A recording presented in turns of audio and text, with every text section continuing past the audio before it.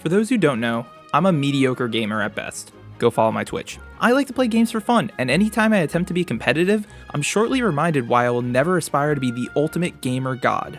And yet, keeping those glaring setbacks in mind, I saw Jaden Animation's video about how she became a speedrunner for a game she loved, and despite there being no competition in the category, I thought it was a brilliant concept and sought out to do something very similar.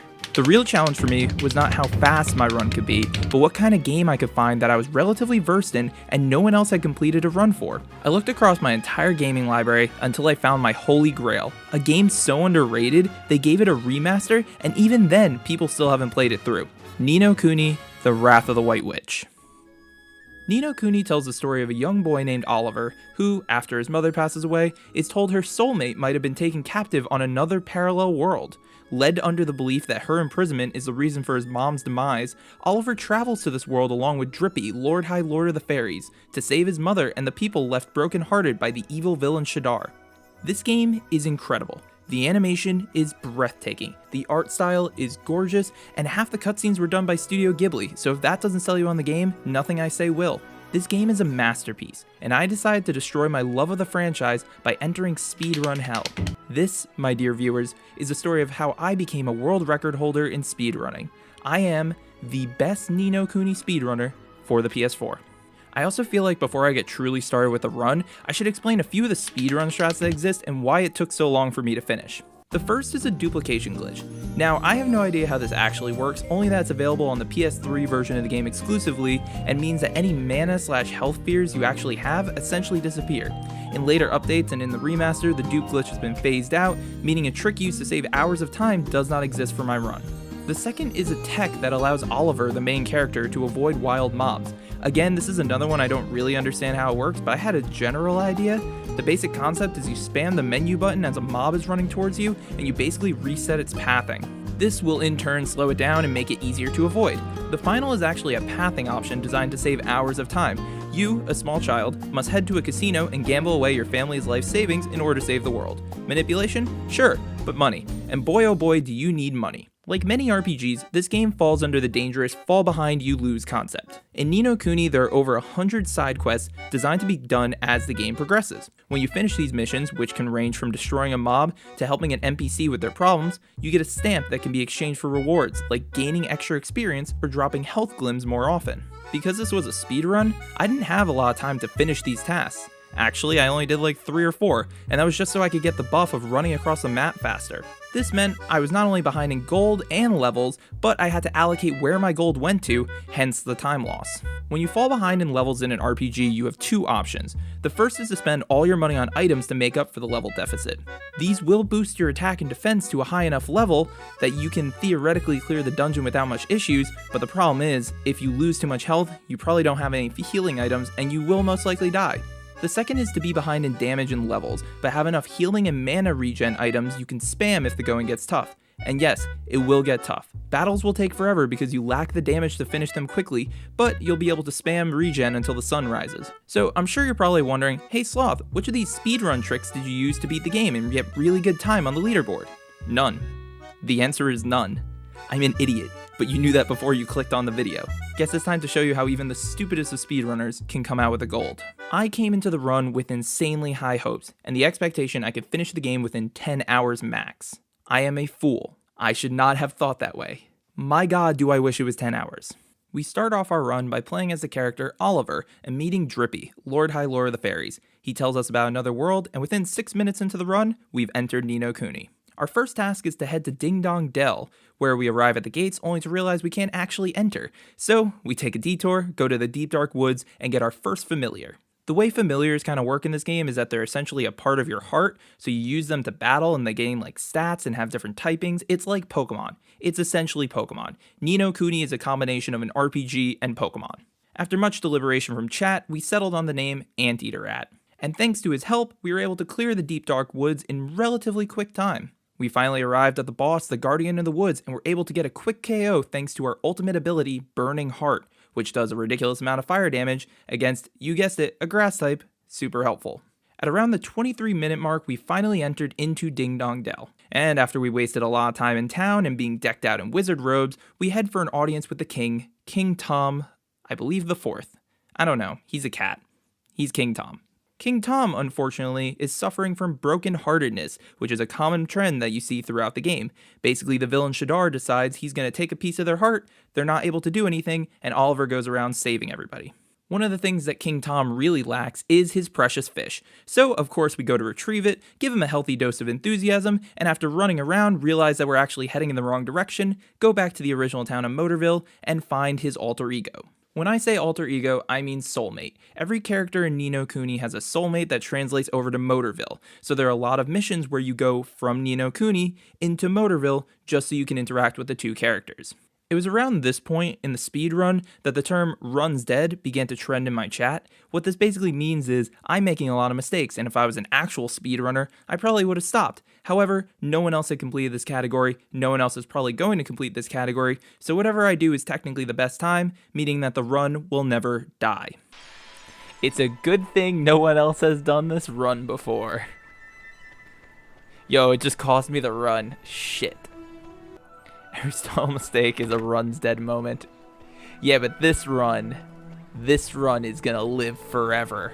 I'm gonna make so many mistakes. It's gonna be amazing.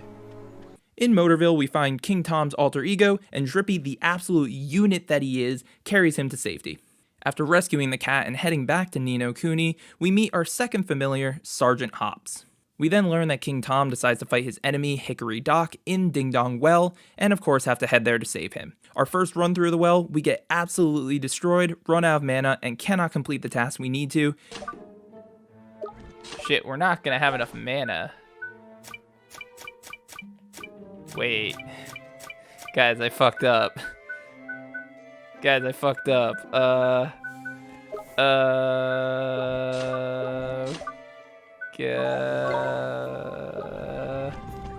Alrighty, we're gonna have to leave. So we abandon the well, stock up on items, and begin again.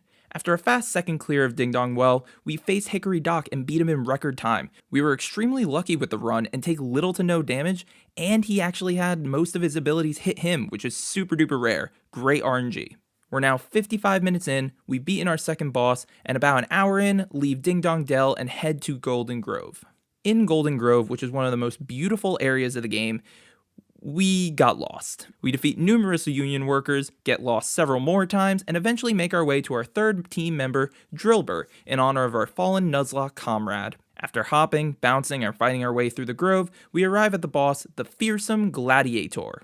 Thanks to Frostbite and Burning Heart, we take him down in an hour and 26 minutes. From there, we take a quick trek through the desert to Al Mamoon to meet the great sage Rashad and his daughter Esther, whose heart was also broken by Shadar. It's here that we go back into Motorville, meet Rashad's soulmate Rusty, fight his inner demons, and with our fastest split of the run yet, complete the boss. With kindness and courage in hand, we save Esther and add her to the party. While most people would be excited, we would shortly learn just how useless Esther would truly be and how little she can actually help us. After a speedy shopping spree, our team makes its way to the Temple of Trials to appease the great wizard Solomon and receive more magic and spells. We easily finish the test of friendship and wit, despite having to look up how to actually complete the level, and move on to fight Bashura, the test of strength. Between Drillbur's Water Bomb, Oliver's Frostbite, and lots of mana regeneration, we make quick work of the Guardian. Esther learns to be slightly more useful and gains the ability to tame familiars, and of course, Juicy Thick, the little squeaky honky dude, joins our party. It's around this time we also learn that familiars can evolve, much like Pokemon, because they are like Pokemon. This is a ripoff of Pokemon. Just kidding, this game is way better. Anyways, Anteater Rat evolves, and we use him to start hunting for Green Buncher in hopes of giving Esther a better shot of surviving fights, welcoming Banana Bob to the team. Spoiler alert, it doesn't work, and she continues to die constantly in every single fight. The team then arrives at Mount Smoky, where we learn that Shadar has set the mountain to explode and volcanic ash to head everywhere. We begin to climb the summit because of course we can't let the world get destroyed. It's throughout these battles that we evolve Drillbur and grind up until she learns Bubble Bath, one of the more powerful water type attacks, and this became a crucial ability for our fight against Moltan. Due to a lack of mana, the battle takes longer than expected. Regardless, and without Esther's help, Moltan falls and we make our way back to Al Mamoon to tell stories of our conquest. It's then we soon realize Al Mamoon is not actually our destination, make a sharp turn, and head to Castaway Cove. Hold up, where am I? Castaway Cove, that's where I'm supposed to go. I guess I did skip past all of it already. Along the way, we evolve Go-Go, tame Toneby the Monolith, and tame Percy the Purloiner in the same battle, which is super clutch because we needed both of them on our team. They are two very helpful familiars and will become super necessary for the completion of the game. Finally, we arrive on the sunny shores of Castaway Cove. After forgetting the code to unlock the cauldron, we finally figure it out and take on the boss Alchemy. The battle was already going slow, and then we make the first of many fatal mistakes, truly making our dead run. We risk going for the finishing blow with a burning heart, only to be promptly destroyed by his Hubble Bubble. We were so close and ultimately forced to redo the battle we were making excellent time on. Let me defend. Oh, it didn't let me defend. Fuck, do I lose this? God damn it, dude. Why didn't it let me defend there?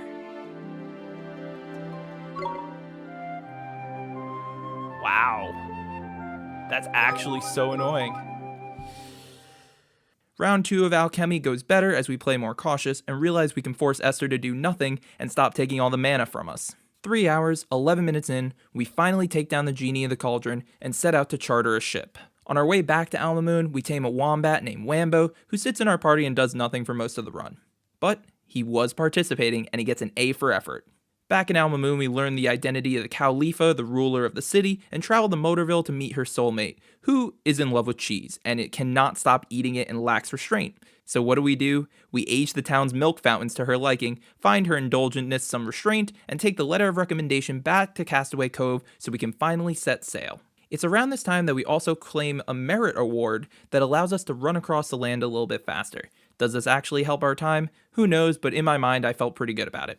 Right before we're about to board the ship, a thief steals our letter. We take down his inner demon, and Swain, the lovable gunslinger, joins the team. Swain is significantly more useful than Esther because he can actually tank hits, a concept our compatriot did not seem to grasp. We give Swain Toneby, and in turn he is able to tank every single battle for the rest of the game. Finally, we set sail for the land of Hamlin in hopes of meeting the next great sage, Marcuson, and learning more magic to take down Shadar. On our voyage, we're soon reminded of how underleveled we truly are, and we find ourselves in Davy Jones' locker. Right before we actually head ashore, Shadar appears and summons a great storm to disrupt our travels. We barely scrape by before the battle is cut short, and we're blown off course to the homeland of our pal Drippy. As we restock and explore the ferry ground, my favorite location in the game, Drippy is taken away to deal with family matters. We breeze through the cutscenes and eventually make our way into Mummy's Tummy, the next dungeon which does take place inside the giant fairy queen's stomach. In the tummy, we're tasked with saving the Littlies, who are the little baby fairies trapped by monsters and unable to be born.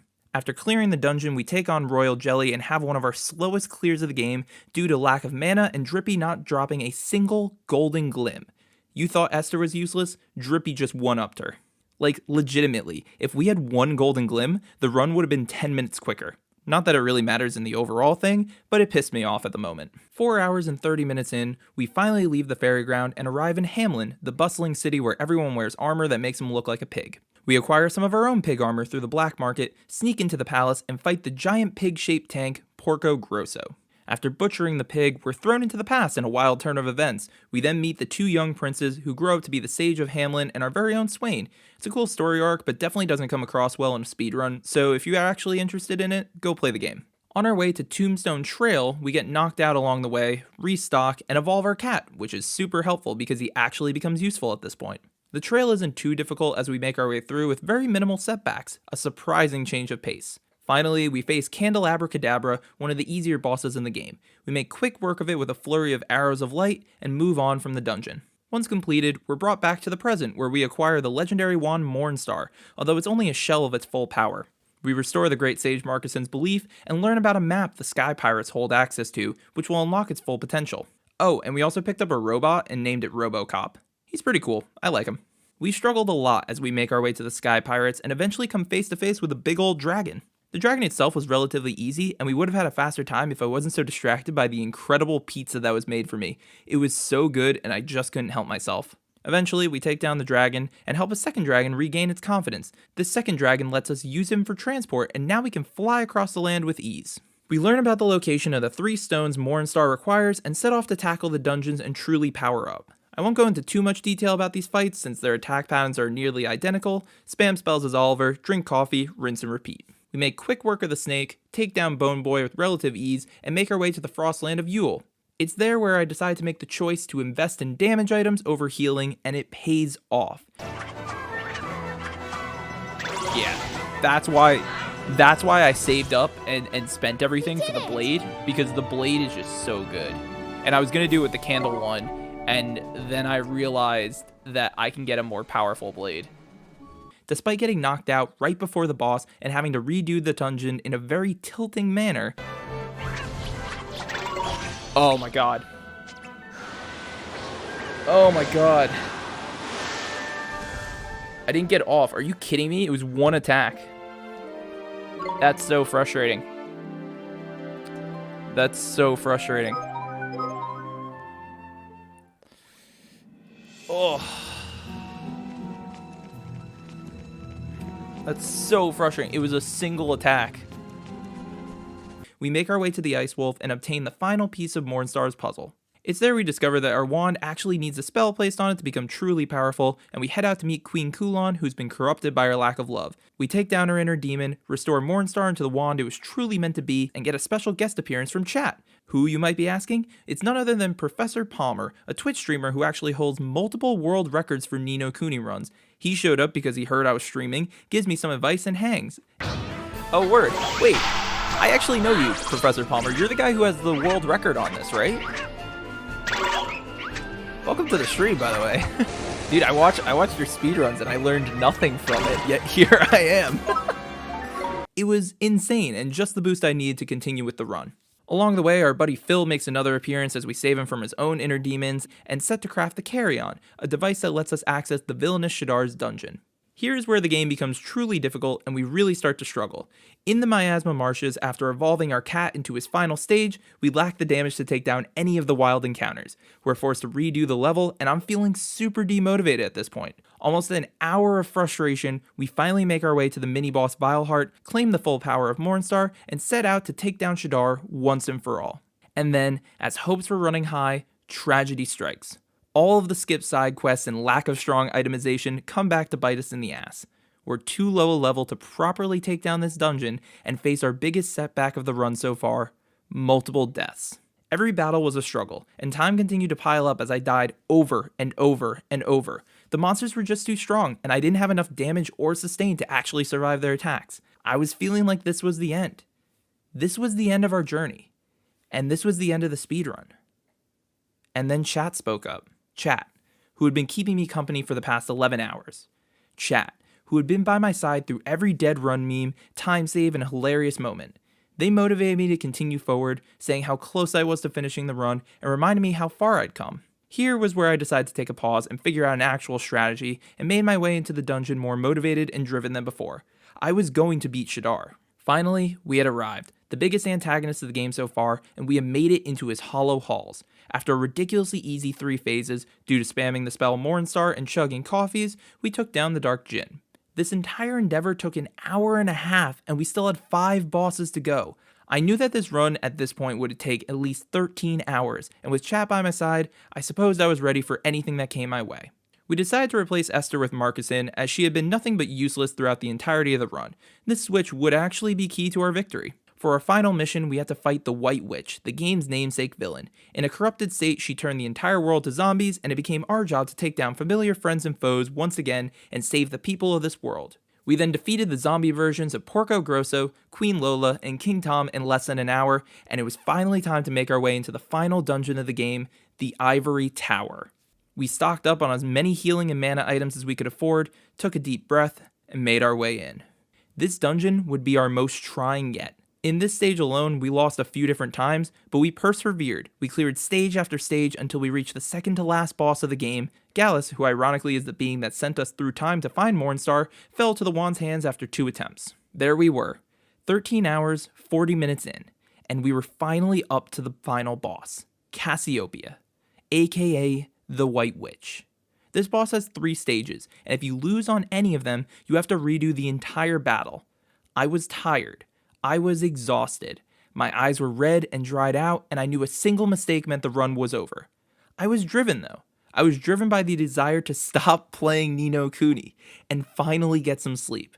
I didn't care about the run anymore, I just wanted to be done with it. And so, we made our way through the giant doors to take on Cassiopeia. Phase 1 wasn't too difficult. Oliver did get knocked out, but between Swain and Marcuson, I was able to finish the queen off. I held on to my revival items just in case Phase 2 and 3 proved to be more of a challenge, and made our way into the second form, which is a lion with tusks. This one was actually more boring than difficult, and took a while to knock out as I was being a bit more conservative with my items for the final phase. Eventually, this form, as every other boss in the game had, fell, and we moved on to the scariest foe, the Zodiarch. The final form of the final battle. I was anxious, I was stressed, I was so nervous, but I had a plan. A plan to spam mana regen items and spam the spell Evenstar, which hit all enemies in the vicinity. We came close to dying, but after incredible RNG shutting down the boss's ability to cast spells, we took down the Zodiarchs and claimed our title as the world's fastest Ni No Kuni speedrunner for the PS4. No, it's one more. Ah! Let's go. 14 hours, 12 minutes, 10 seconds. Holy shit. Famous victory!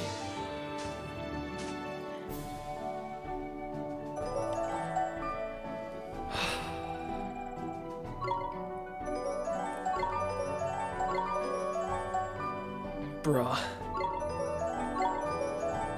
I'm fucking shaking. Holy shit. Oh my god.